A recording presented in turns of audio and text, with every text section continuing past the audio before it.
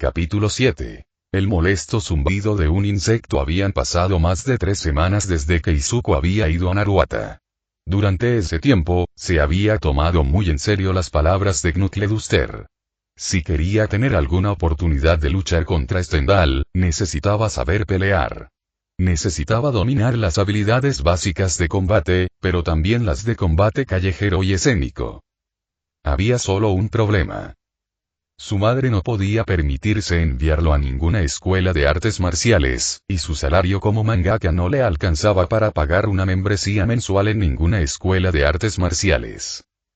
Entonces, improvisó. Veía videos en línea y practicaba en parques. Practicaba combos en los árboles, hacía ejercicio físico siguiendo una rutina de calistenia y, además, usaba el dinero que ganaba como mangaka para pagar una membresía mensual en el gimnasio, ya que era mucho más barato que cualquier escuela de artes marciales. Su único problema era no saber cómo poner a prueba sus nuevas capacidades. No sin volver a salir como Moonsent. Quería hacerlo. Se había retrasado en la búsqueda de Stendhal, pero por lo que sabía, ya podría haberlo conquistado, lo cual le habría amargado el ánimo. Dicho esto, no era como si se hubiera quedado sin opciones para probar su fuerza. Izuku conocía a una persona a la que nada le gustaría más que pelear con él. Ya era después de clases. Nakime ya se había ido a casa, lo que le daba la excusa para quedarse un rato después del timbre. Aldera permitía a los estudiantes estar en el campus hasta 2 horas después de clases. Muchos no lo aprovechaban, pero Izuku sí. Al igual que en su escuela anterior, tenía un mapa mental de cada instalación, cada habitación y cada recoveco. Para él, Aldera era fácil de recorrer. Como si estuviera mirando el dorso de su mano. También tenía la costumbre de anotar todos los hábitos de quienes había etiquetado como personas con interés. La lista era muy corta, pero constaba de 3 personas. Nakime, Aneyama, alias Pop Step, y Bakugo. Nakime siempre abandonaba la escuela en el primer segundo que podía. Aneyama se quedó en el área del teatro para practicar su rutina. Pero, el más importante para sus usos actuales, fue el de Bakugo. Bakugo se quedaba cerca de la puerta principal con sus amigos, léase compinches, para poder ir a la sala de juegos del centro de Musutafu, que limitaba con 2 ciudades, Osu y Tokio. Ahí era a donde se dirigía Izuku en ese momento. Mientras lo hacía, el viento soplaba con fuerza, señal de una tormenta inminente. Izuku no pudo evitar sentir que lo que estaba a punto de hacer era una idea un tanto estúpida. Izuku nunca solía jugar con la carta de humillar a Bakugo. De hecho, nunca lo hacía fuera de las disputas intelectuales. Su razonamiento fue bastante simple. Izuku sería el cerebro y Bakugo, la fuerza. Izuku nunca fue alguien con gustos para el combate. Pero su deseo de cazar a Stendhal exigía que mejorara. ¿Y quién mejor para ayudar que sería la misma persona a la que había convencido de que había sido débil? Antes de que Izuku se acercara siquiera a 6 metros de Bakugo, se giró para mirarlo fijamente. Su enfado era palpable, sus hombros tensos y su palma derecha ya chisporroteaba. Bien. Eso fue una buena señal. Oye, ¿qué demonios quieres, bicho raro? Ladró Bakugo, con la mirada cada vez más fija, aunque no le molestó mucho a Izuku. Con la mirada perdida, Izuku se ajustó un poco el cuello. Le había estado molestando antes de hablar. Bakugo. Quiero entrenar. Bakugo lo miró como si se hubiera vuelto loco, resistiéndose todo el tiempo.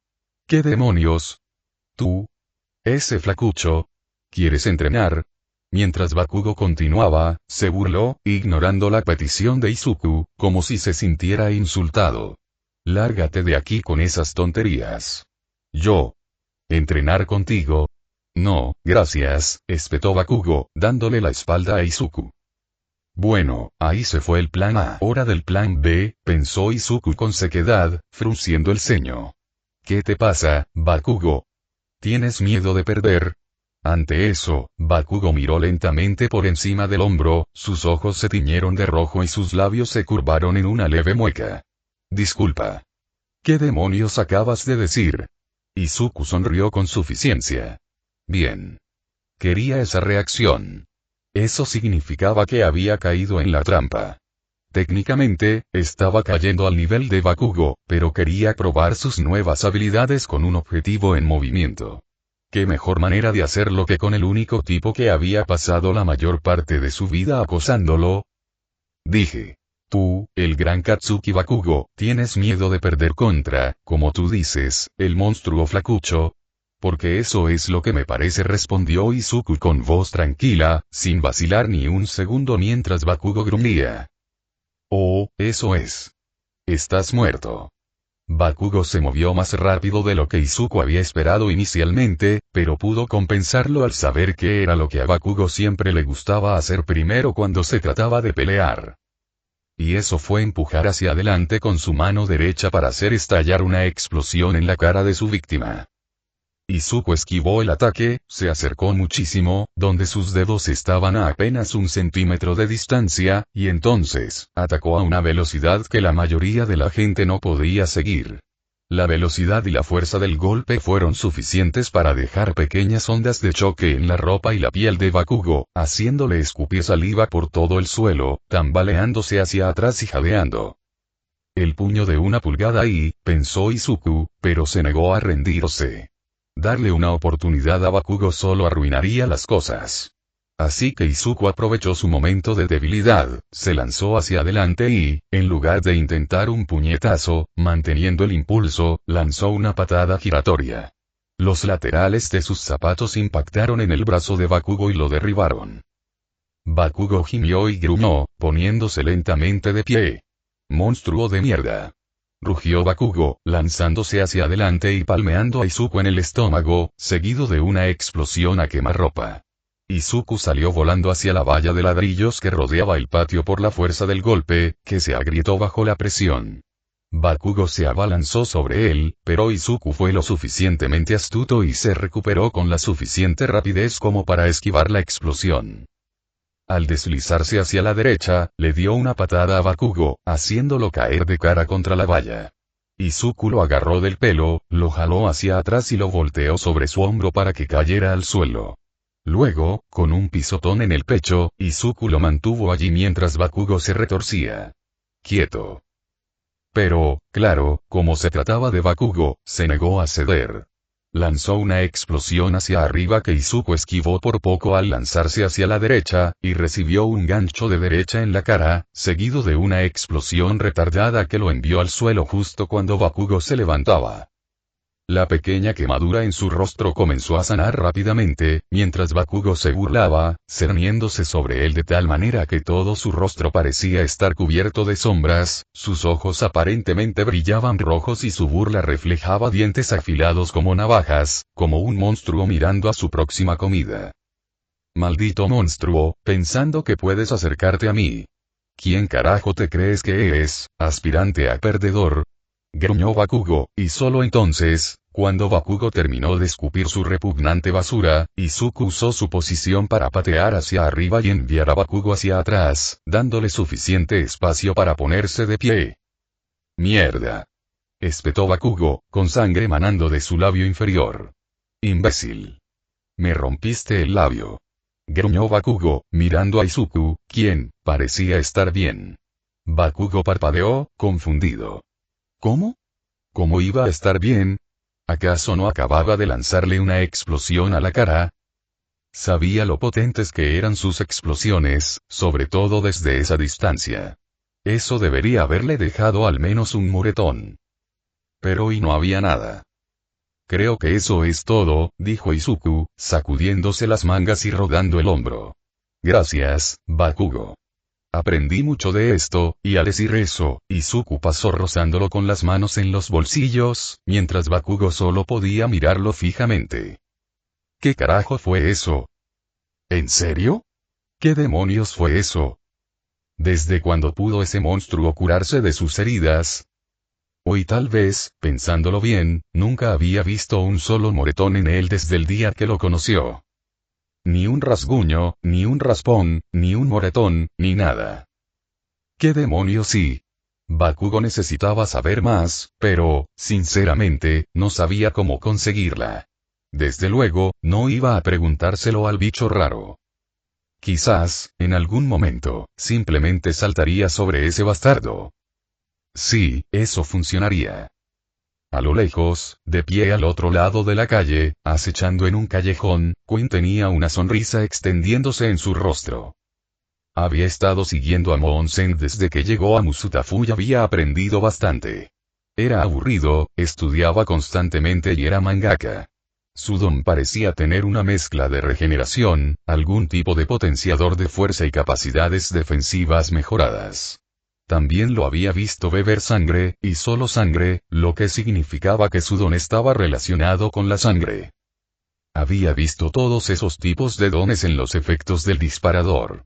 Se hacían más fuertes, sanaban más rápido y algunos incluso morían por la sobrecarga de dones. Pero esa explosión de Kirk de ese chico rubio polvoriento y eso sería mucho más genial tilde. Pensó Quinn, con un zumbido de emoción retumbando bajo su parche. Pero tendría que esperar. La hora de comer sería su mejor oportunidad, así que mañana. Pero esta noche tenía otros planes. Rokuro quería que investigara algo para la fábrica de villanos, así que esta noche tendría que esperar para desatar algo importante.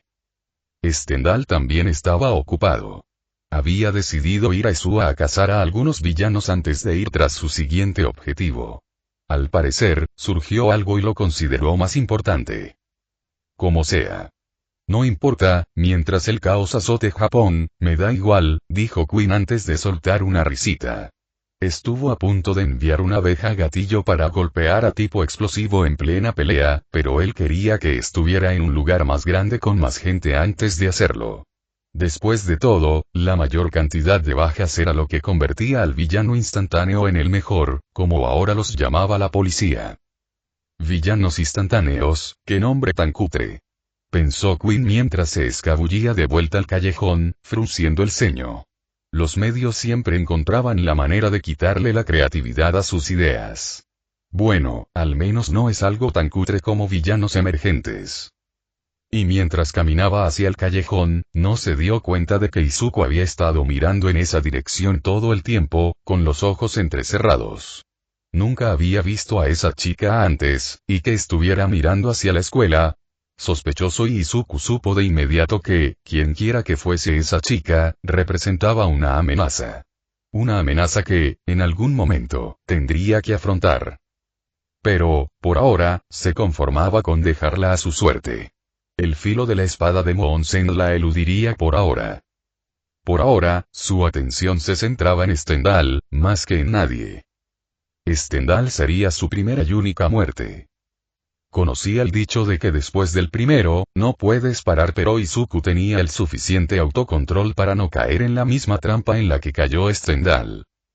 Y así, Izuku se marchó, volviendo a su apartamento. Había pedido un nuevo tanto por internet con una identificación falsa, y debería llegar pronto. Su madre había ido a Ciudad Haku a una reunión de negocios, así que no volvería hasta mañana. Lo que significaba que era hora de que Moonsen regresara a las calles de Naruata. XXXX Naruata de noche no era muy diferente a cualquier otra ciudad. Como en cualquier otra ciudad, la tasa de criminalidad se disparaba, pero no era algo fuera de lo común. Sogaku Hisaki había visto bastantes delitos. Él también los había cometido.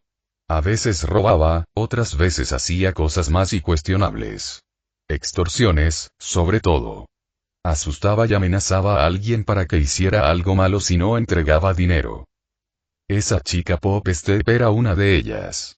Solo quería un par de miles de yenes para comprarse un par de cigarrillos. Nunca fue en serio con lo que decía que iba a hacer. Él no era un bicho raro. Él no era como todos esos otros punks. Sus amigos, Raptimo y Oyuru. Ellos tampoco eran así. Solo eran un par de jóvenes ahorcados buscando un sueldo rápido. Ellos tampoco eran bichos raros, quizás era por su actitud distante que sabía perfectamente que la gente lo veía de otra manera. Lo veían como un villano. Su apariencia tampoco ayudaba. Su pelo teñido y de punta, su ropa, su hábito de fumar. Fue por eso que cuando caminaba para encontrarse con esa chica que les dio esa droga, Trigger, por segunda vez ese mes, iba allí para terminar el asunto. Permanentemente. Ella lastimó a sus amigos. Ella los metió en problemas. Ella hizo que les dieran una paliza. Ella iba a pagar caro por eso. Soga miró su teléfono, frunciendo el ceño. Este era el lugar de la cita, y la chica aún no había llegado. Entrecerró los ojos, y justo cuando estaba a punto de irse, se oyeron unos pasos a sus espaldas. Soga miró por encima del hombro, frunciendo el ceño. Allí estaba ella. Cabello rojizo, piel pálida, ojos marrón oscuro y ese atuendo desagradable. ¿Ah? ¿No están tus amigos? Creí que habías dicho que vendrían todos, dijo la chica con una voz empalagosa, como miel sobre pan. Ya no forman parte de esto, espetó Soga, con los ojos entrecerrados y una mirada fulminante. Tienes mucha osadía para venir, ¿sabes? ¿Por qué? Dijo la chica mientras Soga se burlaba. Dijiste que esa mierda no iba a causar problemas. Solo nos daría un empujón. Nunca dijiste que nos haría perder el juicio, espetó Soga mientras la chica se burlaba. Es una droga experimental. Perdóname por no saber qué pasaría. Además, ese lote estaba defectuoso, respondió la chica con frialdad, antes de que una sonrisa burlona se dibujara en su rostro. Oye, ¿has oído los rumores? Hay un asesino en serie suelto. Ha estado despachando delincuentes a diestro y siniestro, y como salisteis en las noticias, etiquetados como parte de la moda de los villanos instantáneos, quizás venga a por vosotros. Dijo la chica, fingiendo preocupación, algo que Soga captó al instante. Deberías decírselo. Ese psicópata aterrador va a por vosotros y entonces, una sonrisa burlona se dibujó en su rostro. Y vais a necesitar lo que tengo para ayudaros a salir de este lío. La mueca de Soga estaba tan llena de rabia que apenas pudo contenerse. Varias venas se le marcaron en la frente, amenazando con reventar mientras fulminaba con la mirada a la chica. Entonces me encargaré de ellas yo mismo. Sin esa droga de mierda. Solo vine aquí a terminar con esto. Ya no quiero más con esta mierda. ¿Ah, sí? Preguntó la pollita con un dejo de curiosidad en la voz. Vaya. ¡Qué asco! Aunque supongo que querer proteger a tus amigos es una auténtica muestra de decencia. Quizá no seas tan mala después de todo y basta, una voz tranquila y entrecortada resonó por el callejón mientras los ojos de Soga se abrían de par en par. Allí, detrás de la chica, había un hombre con una máscara roja y un mono, con cuchillos plegables a lo largo del pecho y una katana a la espalda, cuya hoja brillaba a la luz de la luna, con un tono carmesí en el filo. Esta farsa ya ha durado demasiado. Te escondes tras mentiras, y por ello te haré pedazos. Soga. ¿Seguro que no quieres mi ayuda? Dijo la chica con un tono venenoso.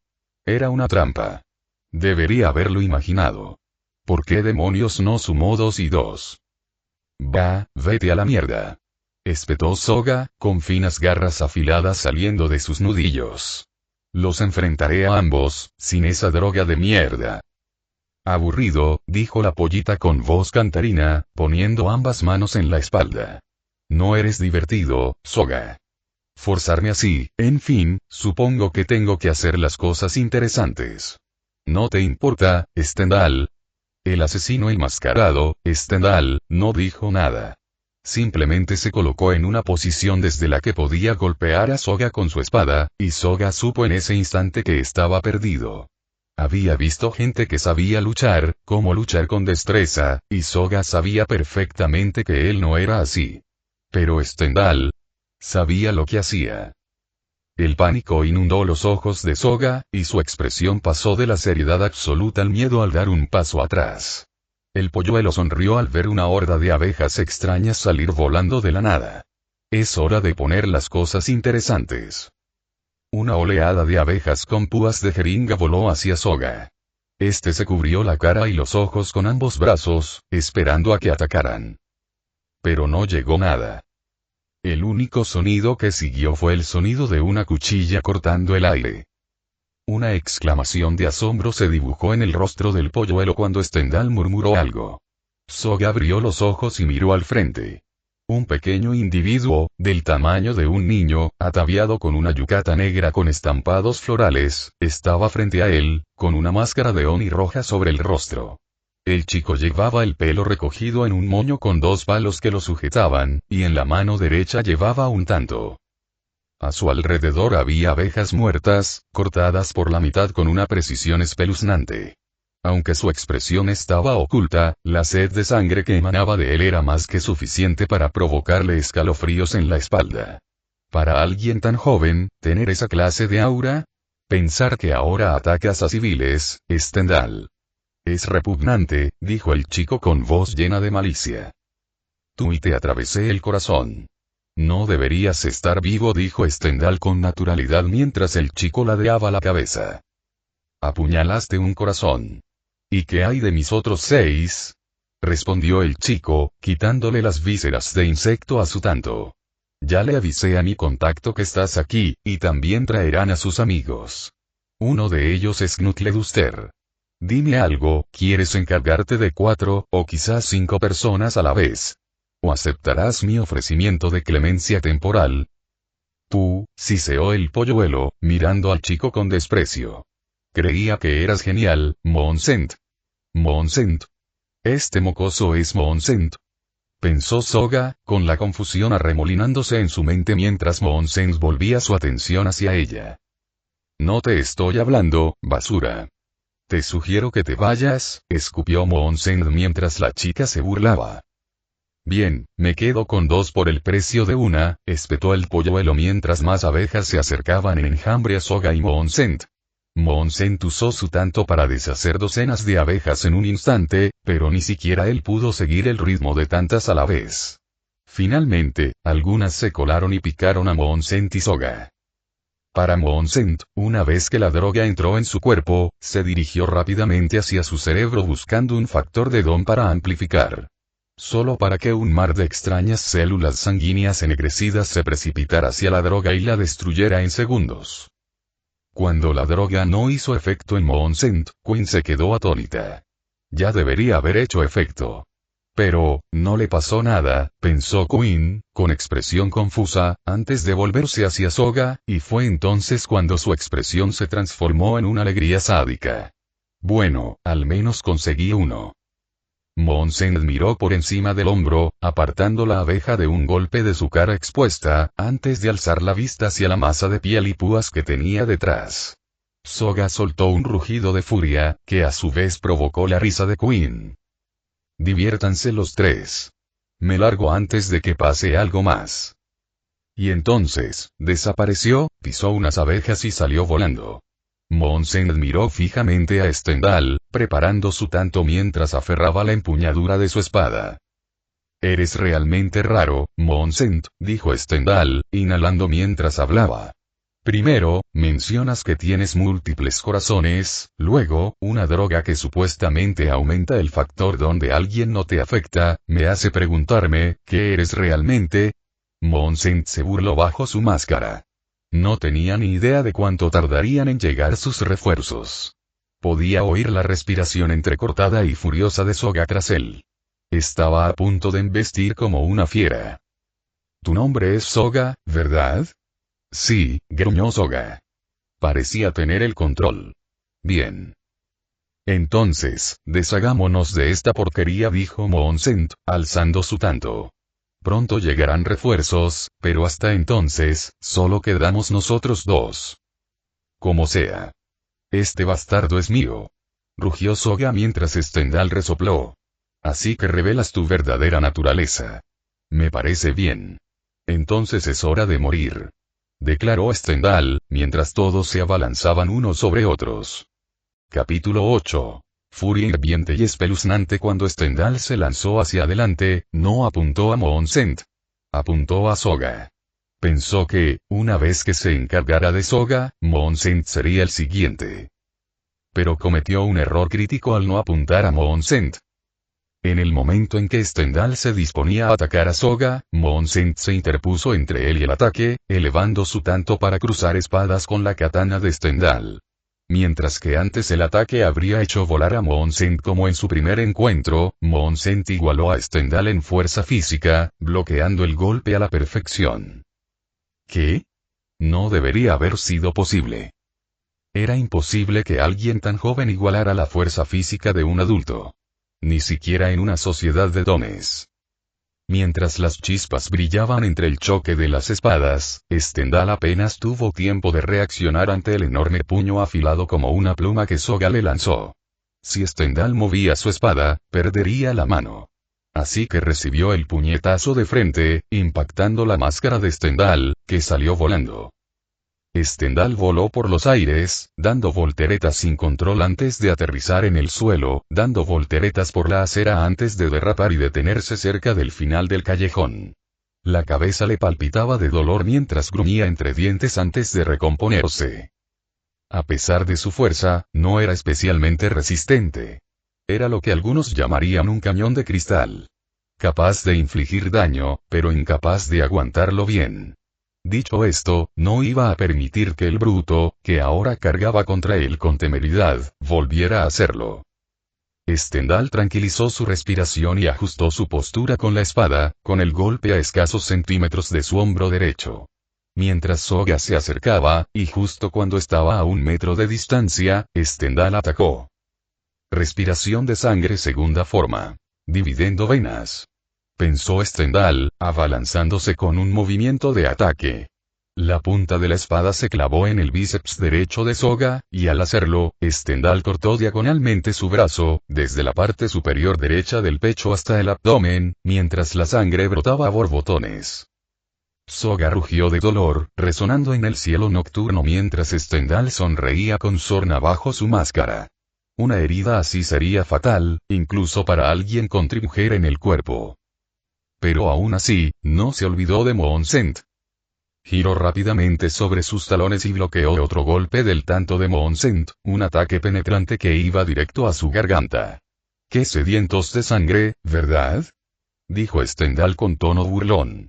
Moonsend no respondió, y justo antes de que pudiera decir otra palabra, Moonsend aprovechó la fricción del impacto de la espada de Stendhal para voltearse hacia atrás y golpear la coronilla de Stendhal con el talón. Stendhal apenas tuvo tiempo de registrar el impacto para evitar estrellarse contra la máscara de tierra primero. Aprovechando la fuerza del golpe y la dirección a la que lo llevaba, Stendhal rodó como una pelota y se reposicionó detrás de Moonsend, quien, al aterrizar, giró rápidamente y bloqueó otro golpe. En las últimas 3 semanas has mejorado notablemente, comentó Stendhal mientras ambos intercambiaban golpes con sus espadas, saltando chispas con cada impacto, pero con Stendhal dominando, haciendo retroceder a Moonsend con cada golpe. Por desgracia, no te servirá de nada. En el siguiente golpe de sus espadas, Stendhal encontró una oportunidad, sonrió con sorna bajo su máscara y, ajustándose a la forma, aprovechó la oportunidad. Respiración de sangre, cuarta forma. Cosecha arterial. Cortando su katana hacia abajo en dirección a la parte superior derecha del cuerpo de Moonsend, omitió a propósito obligar a Moonsend a preparar un bloqueo, antes de levantar su espada hacia arriba, cortándose en la parte inferior izquierda de su cuerpo, cortando la ilíaca, la gástrica, antes de finalmente desviarse a las arterias braquiales, todo en un movimiento fluido. Al igual que le ocurrió a Soga, la sangre brotó a borbotones. A diferencia de lo que le ocurrió a Soga, quien comenzaba a levantarse, fulminando con la mirada a Stendhal, Moonsend le propinó una patada en el estómago, enviándolo hacia atrás unos metros mientras el corte cicatrizaba en un abrir y cerrar de ojos. La espada de Stendhal, la sangre de Moonsend estaba manchada de sangre mientras el mencionado chico cargaba hacia adelante. Consideró usar su don, pero decidió no hacerlo. No necesitaba su don para vencer a un niño preadolescente. Bajo la máscara, Stendhal percibía la intención asesina que emanaba de él. La mayoría de la gente sucumbía a la cegadura arterial, pero Moonsend y su molesta regeneración estaban resultando difíciles. Stendhal recordó lo que dijo sobre tener múltiples corazones, o al menos lo que aludió. La mayoría de los dones basados en mutaciones no causaban una mutación tan drástica. Pero, claro, si los rumores de que los dones se volvían más fuertes con cada generación eran ciertos, entonces tenía sentido, hasta que Triggerbey no le hizo nada. Todavía no tenía una respuesta a la pregunta que le hizo a Moonsent. ¿Qué era él? ¿Era siquiera humano? Tonterías, pensó Stendhal, apretando la espada mientras bloqueaba un ataque descendente de Moonsent. ¿Qué otra cosa podría ser? Razonó Stendhal, bloqueando un golpe tras otro mientras Soga finalmente recuperaba la compostura y se lanzaba hacia adelante, flanqueando la derecha de Stendhal. Stendhal se separó rápidamente de Moonsent para atacar a Soga, pero Moonsent finalmente asestó un golpe. El tanto de Moonsent se alojó justo debajo de la navaja superior de Stendhal, atravesándole justo por encima del pulmón mientras silbaba. El golpe distrajo a Stendhal mientras Soga le asestaba un puñetazo derecho en el estómago, con garras incluidas, atravesándole los intestinos. La fuerza del manojo fue suficiente para lanzarlo fuera del callejón, a la calle vacía. Stendhal se recompuso y controló su respiración. De los pergaminos de sus ancestros, además de aprender sobre técnicas de respiración y cómo crear las propias, existía la técnica conocida como respiración de concentración total, que aceleraba el flujo sanguíneo y aumentaba las capacidades físicas. Stendhal aún no lo había usado, pero considerando sus heridas y que estaba perdiendo, necesitaba un impulso extra de poder. Eso, y con la amenaza de refuerzos para esos dos, sabía que si no los eliminaba, la situación solo empeoraría. Mientras Stendhal respiraba profundamente, inmediatamente sintió los efectos. Sus venas se hincharon, su corazón latió más rápido y, al igual que los efectos de la adrenalina, sintió que el dolor de las dos heridas que había recibido se desvanecía en el fondo de su mente.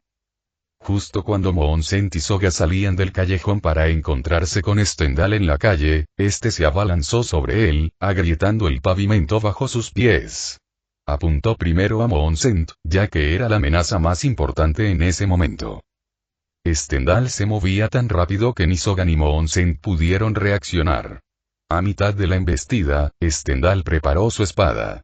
Este movimiento solo se usaba en casos desesperados para terminar una batalla. Si apuñalarle el corazón no mataba a Moonsent, entonces cortarle la cabeza tendría que bastar. Y así, sin una sola nota de vacilación, Stendhal preparó su katana, y usando su velocidad vertiginosa, a solo unos metros de Moonsent, la desató. Aliento de sangre forma 8. Hemorragia final. La escena se desplegó en su mente como una pintura. La sangre parecía canalizarse alrededor de la espada de Stendhal, cubriéndola, rodeándola de un carmesí puro, mientras con un único y solitario corte horizontal, la espada de Stendhal atravesaba el cuello de Moonsent, separándole la cabeza del cuerpo. Los ojos de Soga se abrieron. La expresión de horror de Moonsent quedó enmascarada por el rostro de un Oni superpuesto al suyo. Y justo cuando Stendhal asestó el ataque, Popstep se quedó en el borde del edificio, tapándose la boca con las manos y con los ojos abiertos de par en par por el horror y el asco. Fue la primera en llegar, entre ella, Crawler y Knutleduster. Y ya era demasiado tarde. Stendhal ignoró al recién llegado mientras el cuerpo de Moonsent se desplomaba como un muñeco de trapo, con su tanto derrapando por el pavimento. Su atención se centró entonces en Soga, entrecerrando los ojos mientras esquivaba un descuidado gancho de derecha. Continuando con su impulso, Stendhal siguió su último ataque con otro mientras Soga preparaba un bloqueo, solo para que Stendhal se escabullera detrás de él en un abrir y cerrar de ojos, y al ver cuán expuesta estaba su espalda, golpeó como una serpiente ansiosa por presa. Respiración de sangre séptima forma. Bobina vascular. Stendhal clavó su espada en la espalda de Soga, atravesándole el pecho y atravesándole el diafragma. Arrancó la hoja y lo pateó al suelo mientras un charco de sangre comenzaba a extenderse a su alrededor. Stendhal mantuvo la compostura en todo momento. 2 cadáveres. 2 villanos tachados de la lista. Uno, su verdadero objetivo, y otro, que había metido las narices donde no debía. Pero Stendhal sabía que este no iba a ser el final. Limpió la sangre de su espada y esquivó el ataque que venía desde arriba. Un destello negro y rosa se reflejó en sus ojos mientras estabilizaba su espada al ver una imagen familiar. El atuendo escaso era reconocible para cualquiera que conociera al artista callejero, por muy cutre que pareciera. Pop Step, siseó Stendhal. No perteneces aquí. Vete mientras puedas, o serás el siguiente. Mataste a un niño. Un niño de verdad. Exclamó Pop Step, apretando el puño derecho. Pagarás por ello. Entonces puedes unirte a él. Rugió Stendhal, lanzándose hacia adelante más rápido de lo que Pop Step pudo reaccionar, con los ojos abiertos mientras preparaba su espada. Justo antes de ejecutar la primera forma de respiración de sangre, algo golpeó sus piernas, casi tirándolo al suelo mientras hacía una voltereta hacia atrás. Te admiraba, ¿sabes? Dijo Crawler, con la decepción impregnada en sus palabras. Pensar que eras un asesino, pero no dejaré que lastimes a nadie más. Eso es lo que se supone que debe hacer un héroe. Gritó Crawler, manteniéndose agachado mientras Stendhal entrecerraba los ojos bajo la máscara. Entonces deberían saber lo importante que es librar al mundo de basura como esos dos villanos. Ustedes dos sí son puros de corazón. Retrocedan ahora. Si no, me veré obligado a actuar, intentó razonar Stendhal, pero fue inútil, pues Crawler se abalanzó hacia adelante, al igual que Pop Step, quien saltó por los aires. Un ataque de pinza. Una sabia elección. Lástima que no importó mucho. Saltando hacia atrás para ganar distancia, Stendhal esperó el momento perfecto para desatar un ataque perfecto para este tipo de ataque. Preparando su espada frente a él en una posición lateral, justo cuando ambos estaban en su punto de mira metafórico, Stendhal se lanzó hacia adelante con un salto mientras comenzaba a girar su espada a velocidades vertiginosas, como la hélice de un avión, mientras mentalmente exclamaba el nombre del ataque. Respiración de sangre, sexta forma. Pétalos de sangre dispersos. Y como una hélice, el ataque atravesó a Pop Step y Crawler, desangrándolos con una cantidad considerable de sangre que incluso la mayoría de los adultos considerarían debilitante. Pop Step cayó de lado, impactando contra un poste de luz y deteniéndola por completo, mientras Crawler volaba hacia atrás, estrellándose contra la pared de un edificio cercano, estrellándose contra el costado con un grito de dolor. Stendhal se detuvo de golpe, erguido sobre los 4 cuerpos que ahora tenía frente a él. Miró a Pop Step, cuya respiración era lenta y superficial. No representaba ninguna amenaza. Luego dirigió su atención a Crawler, quien, a pesar de los diversos cortes, heridas y rasguños, se puso de pie. La sangre manaba de él como una tubería agujereada. La determinación brillaba en sus ojos, y en esa determinación, Stendhal vio la mirada de un verdadero héroe. Fue triste, realmente. No sabes cuándo rendirte. Mira a tu alrededor, Crawler. Un océano de sangre nos separa. Aún no he usado mi don. ¿De verdad crees que puedes enfrentarte a mí sabiendo eso? Preguntó Stendhal, arqueando una ceja bajo su máscara. Vamos. Sálvate. Deja a estos idiotas a su suerte. No tienes que preocuparte más. Eso es inaceptable. Gritó Crawler, adoptando una postura de combate. Que no tenga licencia, no significa que no pueda detener a un villano como tú. Tiene convicción, y de sobra, reflexionó Stendhal, apretando la espada. Eres realmente admirable, Crawler. Dime, ¿cómo te llamas? Aimawari Koichi. Chizomi Akaguro, respondió Akaguro, preparándose. Aimawari. Recordaré tu nombre. Ahora, ven. Aimawari se agachó mientras Akaguro se lanzaba hacia adelante. Ambos cargaron uno contra el otro, y justo cuando Aimawari se acercaba, abandonó su postura agachada y veloz, y se abalanzó hacia arriba, propinándole un codazo a Akaguro en el estómago. Esto provocó que la herida en su estómago se abriera aún más, aunque no se había dado cuenta, provocando que Akaguro tosiera sangre, perdiendo la concentración e interrumpiendo su respiración de concentración total. La fuerza del impacto lo hizo tambalearse hacia atrás. Rápidamente reaccionó, continuó con su respiración de concentración total y bloqueó otro ataque con la hoja plana de su espada. Koichi asestó un golpe tras otro, cada uno más torpe que el anterior, mientras la adrenalina comenzaba a abandonar su cuerpo. Esta última batalla Yakaguro sabía muy bien que era por pura desesperación. La sangre de Aimawari todavía manchaba su espada. Él podría, si quisiera, usar Blood Curdle y ofrecerle misericordia. Pero no. Akaguro sabía que si hacía eso, solo mancharía a Aimawari y lo convertiría en un vengador. Arruinaría su espíritu heroico y lo convertiría en otro villano. Akaguro era el asesino de villanos, no el creador de villanos. Mientras ambos intercambiaban golpes, Akaguro sintió lástima por Aimawari. Fue con esa lástima que decidió acabar con todo cuanto pudo. Surgió una oportunidad, y cuando la hubo, Akaguro la aprovechó. Respiración de sangre, quinta forma. Colmillo de pulso. Con 2 estocadas de su katana, de una precisión aterradora, Akaguro atravesó ambos pulmones de Koichi Aimawari.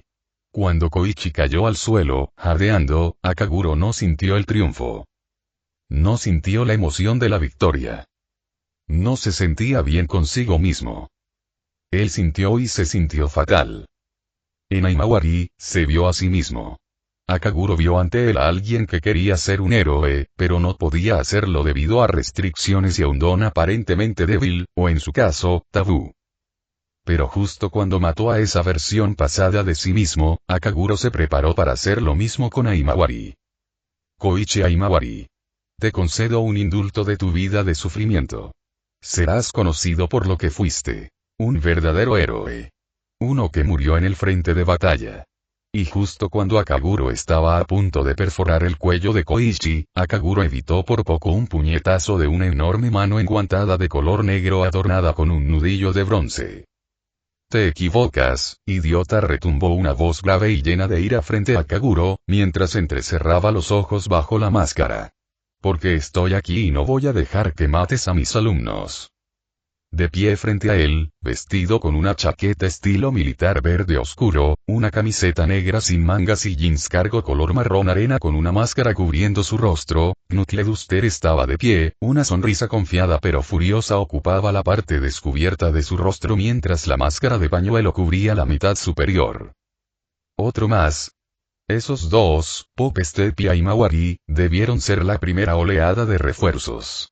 Eso convierte a Knuckleduster en el último, razonó Akaguro, ajustando la postura de su espada. Puño artesanal, en serio, no deseo pelear contigo. Sigues el camino de la justicia, al igual que Aimawari. Compartimos un objetivo común, y ni hablar. Espetó Knuckleduster, rechinando los dientes. Soy un aliado de la justicia. Tú solo eres un carnicero loco que finge serlo. Ya veo. Otro que se niega a entrar en razón, sin embargo, quizás soy yo quien no ve la verdad. Murmuró Akaguro, preparándose. Quizás tengas razón. Quizás solo estoy fingiendo. Pero lo que sí sé, Knuckleduster, es que no puedes salir con vida de esto. Entonces supongo que tendré que darte un buen golpe. Gritó Knuckleduster mientras ambos se abalanzaban uno contra el otro. Knuckleduster lanzó un jab rapidísimo, y si Akaguro no hubiera usado respiración de concentración total, habría recibido el golpe. Pero, gracias a su técnica de respiración, logró esquivar el golpe y contraatacarlo. Respiración de sangre, primera forma. Corte y tajo. Akaguro asestó 8 cortes en distintas direcciones, todos bloqueados por los antebrazos de Knuckleduster, con sangre manando de las heridas. Pero Knuckleduster no cedió. Avanzó con ímpetu, agachándose a la izquierda para evitar un corte horizontal, un noveno golpe destinado a cortarle la yugular y lanzó un gancho de derecha dirigido a un lateral de la máscara de Akaguro. Akaguro retrocedió, y el puñetazo rozó su máscara y la arañó, dejando una línea justo por encima de donde habría estado su nariz. Akaguro saltó hacia atrás, ganándose distancia. Knuckleduster acortó distancia rápidamente y desató una ráfaga de golpes, que Akaguro bloqueó con su katana. Si la katana de Akaguro hubiera sido una espada normal, se habría roto. Pero la katana de Akaguro era todo menos normal. La katana de Akaguro estaba hecha de un metal legendario forjado para resistir golpes que acabarían con ciudades enteras de un solo golpe. La expresión de Knuckleduster cambió del desprecio y la rabia a una alegría llena de ansia de batalla. Siendo el bárbaro devastador que era, Knuckleduster disfrutaba de una pelea cuando alguien podía seguirle el ritmo sin ceder. Pero, al mismo tiempo, sus alumnos se desangraban, y por lo que parecía, uno ya estaba muerto. Aunque no consideraba a Moonsent un verdadero alumno suyo, le había aconsejado que entrenara. Claramente, o no fue suficiente, o no entrenó en absoluto. Pero de cualquier manera, no iba a dejar que nadie más muriera. Entonces, Knuckleduster cambió las cosas. Knuckleduster avanzó con suficiente fuerza como para sacudir el suelo, haciendo que Akaguro vacilara brevemente, y con la apertura dada, Knuckleduster lanzó su puño derecho hacia adelante, con el objetivo de golpear a Akaguro en la cara. Solo y respiración de sangre, séptima forma. Espiral vascular. Rugió Akaguro, esquivó el golpe como una serpiente y cortó justo por debajo del bíceps de Knuckleduster, cortando su arteria braquial mientras la sangre brotaba de la herida, cubriendo su espada. Knuckleduster fue a girarse y golpear a Akaguro, solo para que Akaguro lamiera la sangre de su espada, y al hacerlo, Knuckleduster sintió una oleada de algo correr por su cuerpo, lo que hizo que colapsara en el práctico océano de sangre, la mayoría de la cual se había secado debido a la exposición al aire. Akaguro miró fijamente a Knuckleduster, con el sudor acumulándose en su frente y rostro. Incluso usando la respiración de concentración total, sabía que si continuaba más tiempo, acabaría cansándose, y una vez que lo hiciera, la pelea terminaría. Por eso hizo algo tan deshonroso como usar su don. Akaguro solo usaba su don con aquellos a quienes cazaba. Nunca lo usaba en un entorno donde realmente se encontrara con la horma de su zapato. Para eso, solía usar respiración de sangre. Pero, debido al empeoramiento de su condición, sabía que no podría luchar por mucho más tiempo. Se acabó, Knuckleduster. Estás paralizado y lo estarás durante varios minutos. Has perdido, dijo Akaguro con reverencia en su tono de voz. A lo lejos, se oían sirenas. Sin duda habían llamado a la policía y a una ambulancia. En otras palabras, eso significaba que necesitaba huir. Bastardo. Haciendo trampas así. Espetó Knuckleduster mientras Akaguro fruncía el ceño. Por si sirve de algo, siento lo mismo. Nos volveremos a ver, Knuckleduster. Justo. Sin embargo, antes de que pudiera terminar la frase, una mancha negra le golpeó la cara con un pie cubierto por una bota. Akaguro salió despedido hacia atrás una vez más, estrellándose contra una pared mientras se ahuecaba la máscara, con el rostro mareado. ¿Qué? Murmuró Knuckleduster mientras Akaguro no podía creer lo que veía. Era imposible. Era más que irreal. No debería haber sido así. Y aún así, no podía negar la verdad. De pie frente a Knuckleduster, Moonsent estaba de pie, con una máscara de Oni cubriendo su rostro y un tanto en la mano. ¿Cómo? Gritó Akaguro mientras Moonsent tarareaba. ¿De verdad? No lo sé. Pero lo que sí sé es esto, Stendhal. Esto termina aquí y ahora, espetó Moonsent mientras Akaguro se burlaba bajo su máscara. Esto no pudo haber estado pasando. Decapitó a Moonsent. Vio cómo su cabeza se desprendía de sus hombros. No debería estar vivo. Y, sin embargo, la realidad le escupió en la cara cuando se vio obligado a aceptar que Moonsent todavía estaba vivo. ¿Fue realmente tan poderosa su regeneración? ¿O ya había algo más en juego aquí? Cualquiera que fuera el caso, Akaguro no lo sabía, ni le importaba. No. Continuaremos con esto más tarde, Moonsent. Eres, sin duda, la persona más intrigante aquí. Sobreviviste a dos cosas que deberían haber matado a cualquier humano normal. Claramente, no eres como nosotros. Ningún ser humano debería haber sobrevivido a eso, dijo Akaguro, con la voz empezando a temblar. El dolor de sus heridas comenzaba a afectarlo, incluso a través de la respiración de concentración total. Él necesitaba irse. Antes de irme, Moonsent, te hago una pregunta. Espero una respuesta la próxima vez que nos veamos, dijo Akaguro, antes de apuntar con su espada a Moonsent. ¿Qué es? Porque tengo claro que no eres humano. Y luego, justo cuando Moonsen estaba a punto de lanzarse hacia adelante, Akaguro saltó hacia atrás, saltando de un cartel y hacia un tejado cercano, antes de huir de la escena, dejando a Moonsen, Knuckleduster, Soga, Crawler y Pop Step a su suerte. Sin embargo, antes de que Moonsen pudiera hacer nada, una figura emergió de las sombras. Vestía un chándal negro, llevaba una gran bufanda gris alrededor del cuello, tenía penetrantes ojos negros y una barba incipiente en la barbilla. A lo largo de su cintura llevaba un cinturón de herramientas, y su expresión reflejaba curiosidad y preocupación. Vi el final de eso, tienes mucho que explicar, Knuckleduster. Pero primero, hablaré con la policía y los servicios de emergencia, dijo el héroe profesional Eraserhead mientras varios coches patrulla y 2 ambulancias llegaban al lugar. Capítulo 9. ¿Qué es ser humano? Izuku nunca ignoraba una pregunta, por incómoda que fuera la respuesta. Pero, sentado en una cama de hospital por segunda vez en su vida, con la luz de la luna brillándolo de nuevo desde una ventana abierta, no sabía qué hacer. Su pelea con Stendhal le demostró una vez más lo débil que era. Una vez más, Stendhal lo mató. Una vez más, Stendhal lo superó. Una vez más, no logró matar a Stendhal. Izuku Midoriya odiaba el fracaso. El mero concepto de fracaso le hacía hervir la sangre como ninguna otra cosa antes, ya fuera un fracaso propio o de quienes lo rodeaban. El hecho de que 5 individuos con habilidades decentes no pudieran vencer a un solo hombre había desgastado a Izuku desde su llegada. ¿Acaso la diferencia en sus habilidades era tan grande? Al recordar la pelea, el estilo de lucha de Stendhal le resultaba inquietantemente familiar. Izuku no sabía por qué, pero el filo de la espada de Stendhal le había recordado algo. Izuku desconocía qué era. Al igual que aquellos dibujos que hizo cuando era pequeño, de Tokio en plena revolución industrial en medio de una batalla entre un monstruo y varios espadachines, estaba plagado de un recuerdo que tenía muy poco sentido para él. Recuerdos de espadachines con artes de batalla únicas.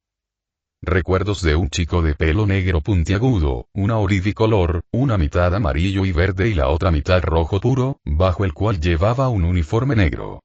El chico blandía una espada con un movimiento inquietantemente similar al de Stendhal, solo que menos violento y más relajado. Y entonces, fue sacado del recuerdo cuando su cabeza se volvió a unir a la base de su cuello, y volvió a la acción en el momento en que vio a Stendhal acercándose a Knuckleduster. Lo que lo trajo al presente. Sin máscara, vestido con una bata de hospital, con su yukata despojado, y con unas esposas en la muñeca sujetas a la cama. Unas esposas que, si tiraba con fuerza, probablemente podría romper la cadena, pero decidió no hacerlo. Pidió que no llamaran a su madre, lo que afortunadamente Eraserhead le concedió, pero eso no significaba que iba a poder explicarle a su madre por qué no estaba en casa en la cama. Tal vez podría mentir y decir que había salido a caminar. No, y una caminata que durara varias horas en mitad de la noche no iba a ser suficiente. Sin mencionar que no estaba solo en la habitación del hospital. Sentado frente a él estaba Pop Step, vendado del cuello para abajo. Estaba inconsciente por el momento, y junto a ella había alguien más que Izuku no reconoció. Cabello castaño corto, rostro inexpresivo con ojos castaño claro, y también inconsciente con una máscara de respiración en el rostro. Junto a Izuku había un hombre de cabello turquesa y piel bronceada. Él también llevaba una máscara de respiración y, como todos los demás, estaba inconsciente. Knuckleduster se encontraba en una habitación diferente, donde la policía y Eraserhead lo estaban interrogando. El silencio le dio tiempo a Izuku para pensar en la pregunta que Stendhal le había hecho. ¿Qué soy? Izuku entrecerró los ojos mientras miraba una de sus manos, cuyas garras brillaban a la luz de la habitación del hospital. Por mucho que quisiera estar en desacuerdo con Stendhal, no pudo evitar sentir que tenía razón. Los humanos no podrían sobrevivir siendo decapitados. Los humanos no tenían múltiples corazones. Los humanos no tenían cerebros múltiples. Incluso en un mundo de quirks, Izuku no era normal en lo más mínimo. Entonces si Izuku no era humano, ¿entonces qué era? Su madre era humana. Su padre, aunque era un cabrón, también era humano. Entonces, ¿cómo podría no ser humano? Stendhal escapó. Eso significaba que sin duda volvería a encontrárselo, y Stendhal le exigió una respuesta a Izuku la próxima vez que se vieran. Pero, si Izuku no sabía lo que era, ¿cómo podría darle una respuesta a Stendhal? Su estómago rugió, y cuando lo hizo, una oleada de frustración lo invadió. Aún no había recibido su bolsa de sangre hoy. Eso significaba que, al llegar a casa, necesitaría dos. Una para ayer y otra para hoy, ya que eran las 2:30 de la mañana. Izuku no sabía qué hacer. La frustración empezó a apoderarse de él mientras cerraba y abría el puño varias veces, observando cómo se flexionaban sus venas, evaluando cómo sus garras apenas le rozaban la piel y lo frustrante que era toda la situación. Solo lo sacaron de sus pensamientos cuando el sonido de pasos se acercaba a su cama, y al levantar la vista, vio a Eraserhead de pie a su izquierda. Tenía la mano izquierda en el bolsillo del pantalón y la otra a un costado. Su mirada le recordaba la de un oficinista cansado y con exceso de trabajo, pero en su interior se escondía decepción, curiosidad e interés. Bueno, chico. Como eres el único consciente aquí, y como Knutleduster no quiere hablar, supongo que solo me queda tú, empezó Eraserhead, pellizcándose el puente de la nariz, aparentemente desesperado.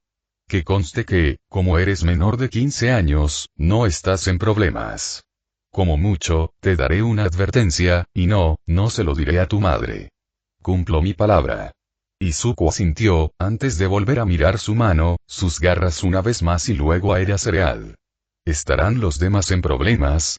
Eso depende completamente de tu testimonio. Hablando de eso, Tsukauchi, ven aquí, gritó Eraserhead hacia la puerta mientras un hombre vestido con un abrigo marrón y un sombrero fedora marrón a juego entraba en la habitación del hospital. En la mano derecha llevaba un bloc de notas y en la izquierda un bolígrafo. Tenía una expresión cansada, y sus ojos también reflejaban frustración. El hombre, Tsukauchi, miró a Izuku y frunció el ceño. ¿Vamos a creerle a este niño? Este niño también estaba allí.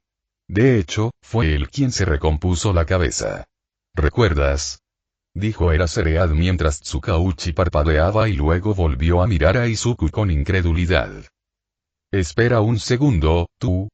¿Eres el infame Monsent? Sí, lo es, y como es menor de 15 años, no hay nada que podamos hacer al respecto, agregó Eraserhead mientras el ceño fruncido de Tsukauchi se profundizaba. Brome así, dijo Tsukauchi con cara seria, antes de suspirar. Bueno, supongo que la ley es la ley, pero esto quedará en tu expediente, jovencito. Entiendo. Bien. Ahora, desde que llegaste al lugar, explícalo todo, instruyó Tsukauchi, y eso fue exactamente lo que hizo Izuku. Desde que apareció hasta que Stendhal se fue, Izuku lo contó todo, intentando incriminar a todos, excepto a la extraña chica y a Stendhal, de forma positiva. Para cuando Izuku terminó, ya eran casi las 4 de la mañana. Tsukauchi miró las notas, luego volvió a mirar a Izuku y luego a Eraserhead, antes de suspirar. Sí, eso es cierto. Según todos los testigos, es exactamente como lo explicó. Así que tienes una venganza contra ese tal Stendhal. ¿Por qué? Preguntó Eraserhead mientras Izuku entrecerraba los ojos. Le escupe a la cara a los justicieros de todo Japón. Dice defender la justicia, pero mata a todo el que se le cruza en el camino. Al menos con la mayoría de los justicieros sensatos como mis compañeros, denunciamos a la policía quienes capturamos. Aunque no tengamos licencia, al menos no matamos, respondió Izuku, con la ira impregnada en su voz mientras Tsukauchi fruncía el ceño. Y aún así, sigue siendo ilegal. Da igual cuál sea tu razonamiento, declaró Tsukauchi mientras Izuku entrecerraba los ojos. Dicho esto, tienes razón. Ese tipo de Stendhal parece ser un problema. Pero, de ahora en adelante, no te metas en esto. Con todo respeto, me cortó la cabeza. No voy a quedarme aquí sentado y dejar que se salga con la suya avergonzándome de esa manera, espetó Izuku, mirando fijamente a Tsukauchi, quien respondió a su mirada con la misma intensidad. No permitiré que un niño se ponga en peligro, sea cual sea el motivo. Tienes suerte de estar vivo. No importa lo poderoso que sea tu don de regeneración, ni si estabas bajo los efectos de Trigger o no, sea como sea, si te lo encuentras de nuevo y vuelve a hacer eso, podrías morir. Regañó Tsukauchi, mirando a Eraserhead, quien tarareó en señal de acuerdo. Exactamente. Sin el apoyo oficial de un héroe, fácilmente podrías lastimarte, o algo peor, dijo Eraserhead mientras Tsukauchi parpadeaba, antes de que una expresión de comprensión se apoderara de su rostro. Aizawa, y no te atrevas. Eraserhead miró a Tsukauchi, arqueando una ceja. ¿Qué? No dije nada, continuó Eraserhead, cruzándose de brazos. Además, no voy a poner a alguien tan joven en ese peligro. Sería completamente ilógico y completamente irracional. Ajá, refunfuñó Tsukauchi, mirando de reojo a Eraserhead antes de dirigirle una mirada severa a Izuku. Lo digo en serio. Si descubro que vuelves a perseguir a Stendhal, te encerraré en una celda un día entero. ¿Entendido? Y con un bufido, Tsukauchi salió de la habitación del hospital mientras Eraserhead se quedó un rato antes de seguirlo, no sin antes burlarse. No es que pueda hacerlo sin una fuerte reprimenda, Izuku oyó eso mientras Eraserhead se marchaba. Francamente, no sabía si Eraserhead lo estaba animando o si solo estaba siendo frívolo. Pero, en cualquier caso, parecía que estaba intentando obligar a Izuku a volver a encontrarse con Stendhal. No es que importara lo que cualquiera de ellos pensara.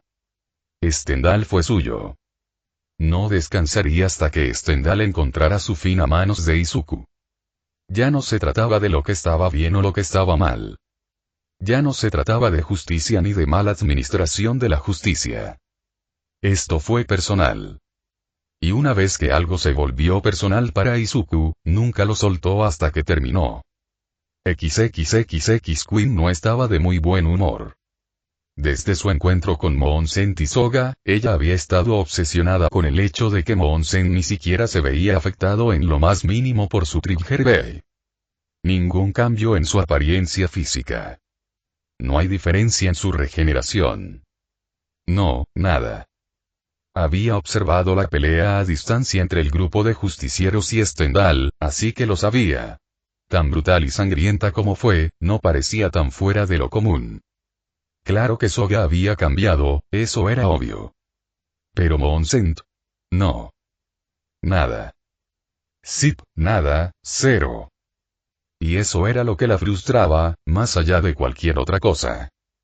En su época de usar Trigger para crear villanos instantáneos por todo Japón, esta había sido la primera vez, aparte de algún extraño individuo sin don al que picó accidentalmente, que no pasaba nada. Con la gente sin don, tenía sentido. No tenían factor de don al que apuntar. Pero era evidente que Monsen tenía un don. Entonces, ¿por qué no funcionó? Cuando Stendhal decapitó a Monsen, le molestó un poco que, en ese momento, diera por sentado que había muerto. Pero cuando su cabeza fue reconectada mediante fibras musculares que se extendieron hacia su cuello, huelga decir que el interés y la frustración de Queen por Monsen se duplicaron, o mejor dicho, se triplicaron. Tenía claro que Monsen no era humano. Al fin y al cabo, ningún don funcionaba así. Ni siquiera la regeneración de Rokuro lo hacía, y era una copia exacta del 1:1 del Coco, y el suyo era el mejor del sector. Por supuesto, Queen se guardó esa información. No quería arruinar la sorpresa cuando Rokuro se topara con Monsen. Lo que llevó a Queen a quedarse donde estaba ahora. Entonces, ¿no crees que sea humano? Preguntó Queen, de pie detrás de Stendhal a Kaguro, en realidad la misma diferencia, quien estaba ocupado envolviéndole vendas en la cintura. Una mancha roja brillante se había formado alrededor del centro de la venda, mientras a Kaguro resoplaba. Es obvio. Ningún humano puede sobrevivir si le cortan la cabeza. Ni siquiera tú podrías mantener con vida a tu anfitrión si eso sucediera. Necesitarías uno nuevo, dijo a Kaguro, gruñendo mientras se apretaba el vendaje alrededor de la cintura. Bueno, en eso estamos de acuerdo, dijo Queen, frotándose el cuello, con una ligera inquietud al mirar por encima del hombro hacia la ventana. Me sorprende que hayas vencido a Knutleduster. Al parecer, debería haberte vencido. Es más rápido, más fuerte y más resistente que tú. ¿Cómo? Es un secreto familiar. Que seamos compañeros no significa que vaya a revelar secretos familiares. Ahora, a menos que no tengas nada mejor que hacer, lárgate, insecto molesto, espetó a Kaguro mientras Quinn fingía ofenderse. Bah. Para que sepas, vete es básicamente un insulto. Fuera. Repitió a Kaguro, levantando la punta de su katana hacia el ojo izquierdo de Quinn, a escasos centímetros del cabello que ocultaba su verdadera forma. Vaya, caray, eres un aguafiestas. Se quejó Quinn, resoplando mientras le daba la espalda a Kaguro, metiéndose las manos en los bolsillos y con el ceño fruncido al caminar. Al salir del edificio donde vivía Kaguro, Quinn echó a andar por la calle, refunfuñando mientras se metía en un callejón. Los callejones eran la mejor manera de moverse en Naruata. No pasaba nada en particular por la noche, ni siquiera cuando el anochecer daba paso al amanecer. La ciudad no despertaba realmente hasta las 5 de la mañana, y ahora mismo, eran casi las 4:30. Sabía que le quedaban unas 5 abejas detonantes antes de tener que recargarlas, pero aún así, no serían suficientes para nada divertido. Para alguien con la presión arterial baja, se necesitaban 2 para conseguir un efecto decente. Más si quería algo realmente interesante. Rokuro no estaría por aquí durante unos días. El Coco quería hablar con él sobre algo importante, lo que significaba que no solo se había quedado sin provisiones hasta entonces, sino que necesitaba mantener un perfil bajo. Quinn sabía lo implacable que podía ser Moonsent. Se decía en el underground que si Moonsent quería tu cabeza, la tendría. De una forma u otra. Claro, Moonsent no era un asesino. Pero eso no significaba que no estuviera por encima de la mutilación. Muchos villanos perdieron extremidades al toparse con Moonsent. Alguien con quien mantuvo una amistad particularmente cercana cuando estaba en otro cuerpo perdió ambas manos y una pierna. Por otra parte, dicho individuo era bastante despiadado, así que supuso que no era inmerecido. Pero, como dicen, hay destinos peores que la muerte, y ella diría que quedar lisiado sería uno de ellos. No la malinterpreten, no le importaba nada este cuerpo. Era solo otro traje de piel. Pero eso no significaba que el dolor no se le transmitiera. Quinn estaba conectado al cerebro de su traje de carne, lo que significaba que cualquier onda de dolor que se transmitiera se transfería a ella, y viceversa.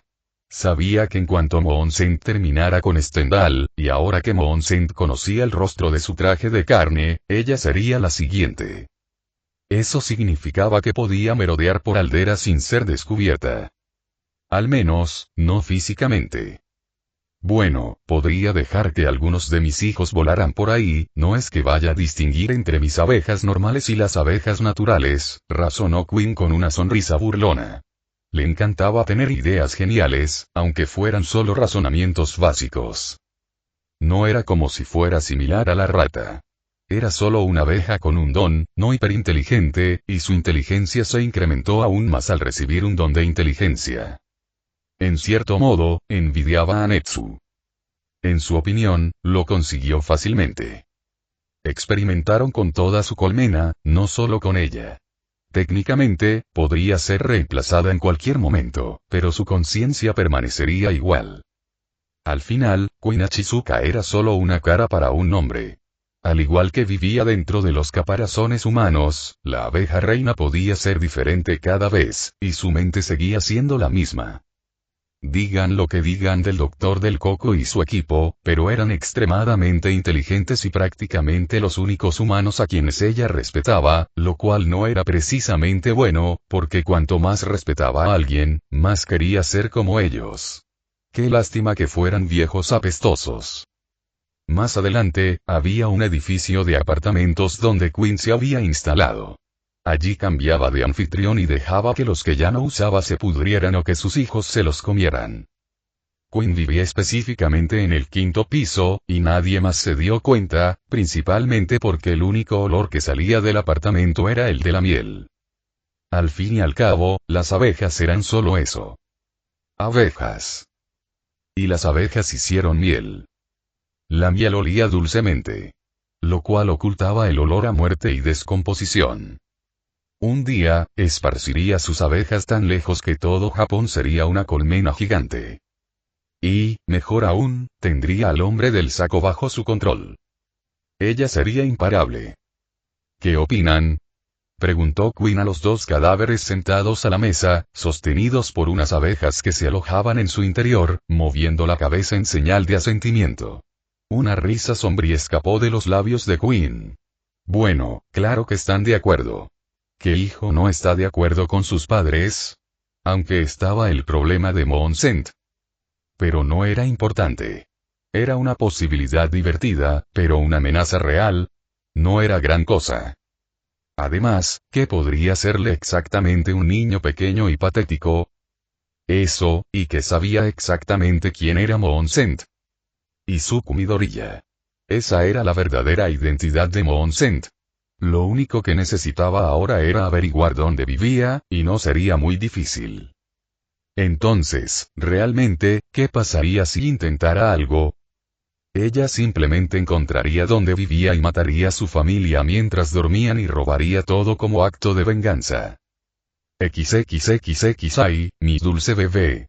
Gritó Inko mientras Izuku intentaba apartarse de la arrogancia de su madre. Estaba tan preocupada. Gritó Inko, apretando a Izuku con más fuerza mientras Eraserhead permanecía en la puerta, apoyado en el marco, con expresión neutral. Inko se quedó petrificada al no encontrar a Izuku en la casa.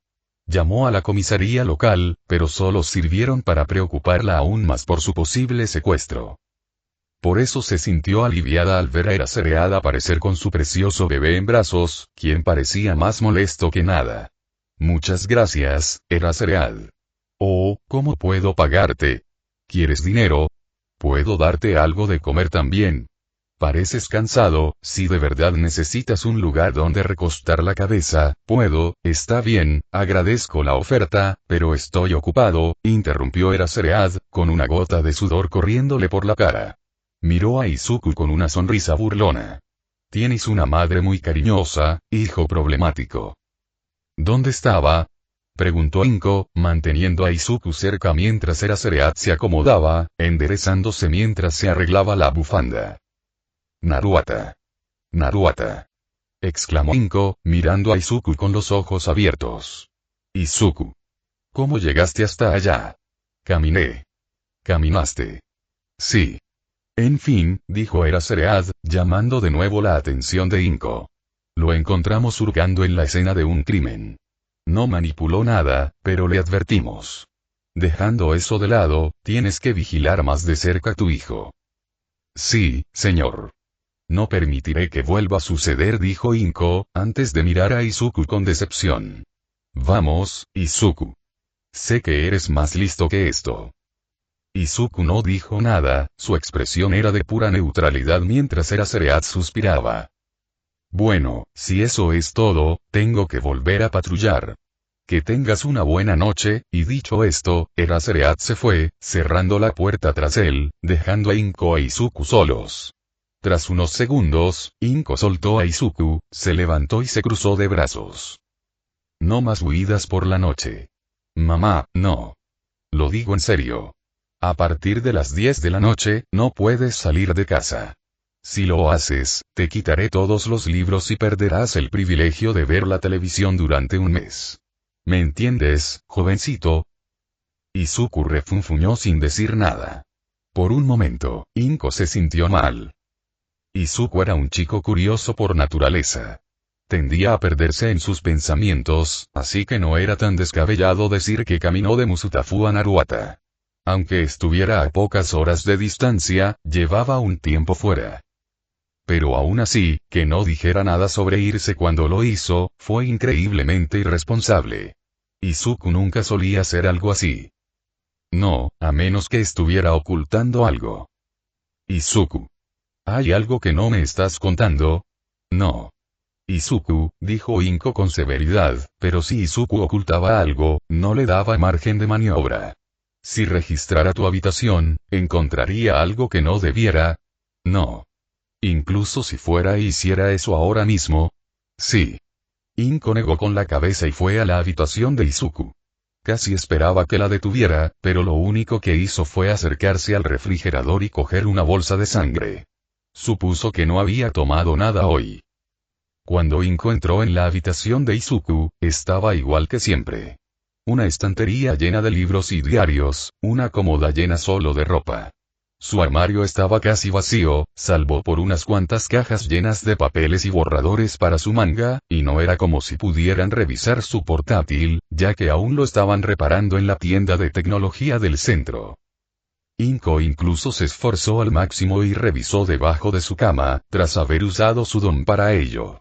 Lo había estado usando con objetos cada vez más pesados para ver si podía levantarlos aún más. Estaba empezando a tener dolor de espalda y no quería tener que agacharse tanto como antes. Revisó toda la habitación, de arriba a abajo, y no encontró nada fuera de lo común. Al salir de su habitación, pasó junto a él, mirando fijamente su teléfono con una mirada fulminante. Usando su don, Inko le quitó el teléfono de la mano, sacándolo de su estupor y descubriendo que estaba releyendo mensajes. Nakimi. Oye, amigo, he estado intentando llegar a ti por todas partes. Izuku. Disculpas. Tenía el teléfono apagado. Nakimi. ¿Estuviste en uno de tus paseos? Izuku. Cuando lo dices así suena como si estuviera haciendo algo criminal. Nakimi. Y Nakimi. Bueno, eso parece. Nakimi. ¿Dónde estabas de todos modos? Izuku. Escribiendo y me devuelves mi teléfono, mamá. Preguntó Izuku mientras Inko suspiraba. De mala gana, le entregó el suyo, mirándola con esa misma mirada neutral de siempre, antes de volver a mirarlo para seguir hablando con Nakimi.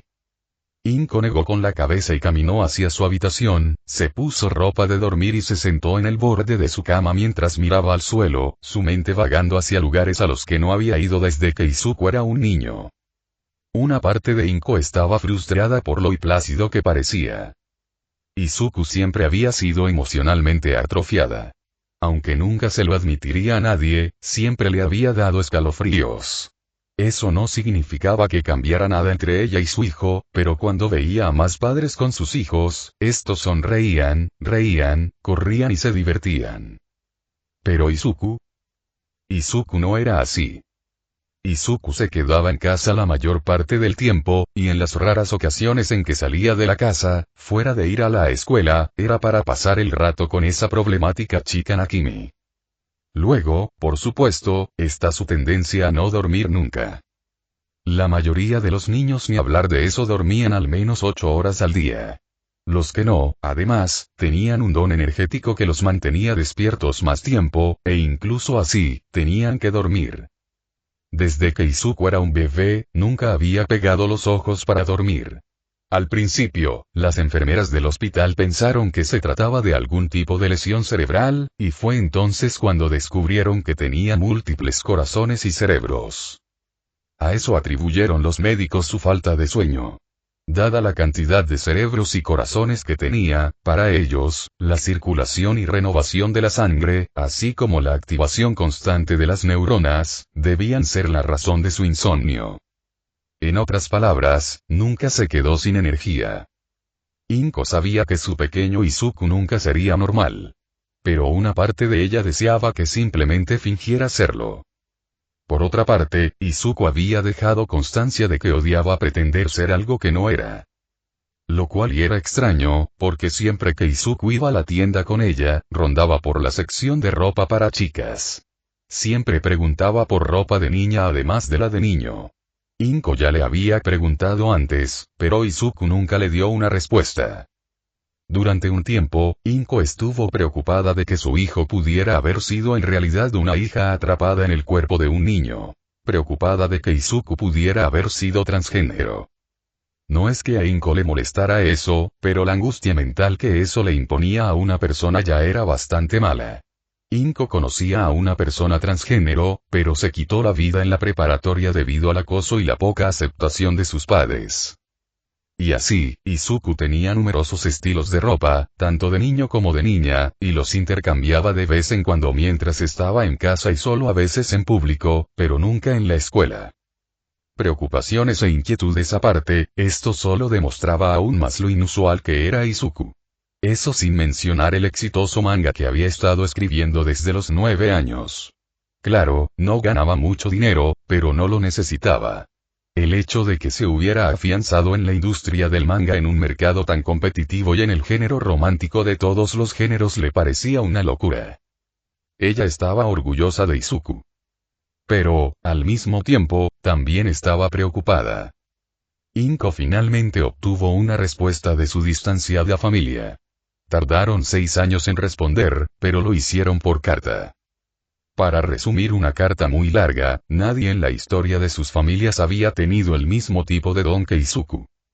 Nadie, excepto un hombre llamado Musan Kibutsuji. Pero había un pequeño problema.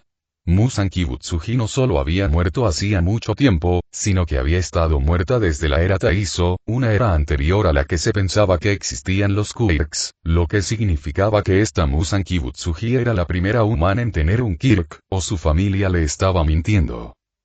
Además, su familia se negó a explicar más detalles sobre Musan, diciendo que era un tema prohibido en el clan, pero que si ella fuera inteligente, encontraría alguna forma de acabar con Izuku antes, y los estaba citando directamente, se convierte en un peligro para toda la humanidad.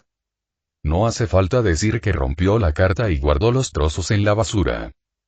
Qué descaro el de su familia al decirle que su hijo iba a ser un peligro. Después de abandonarla, ahora intentaban controlar su vida.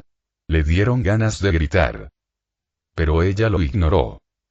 Ella los ignoró tanto como ellos la ignoraron a ella. Además, la idea de que su hijo fuera una amenaza para la humanidad no solo era irrazonable, sino completamente descabellada.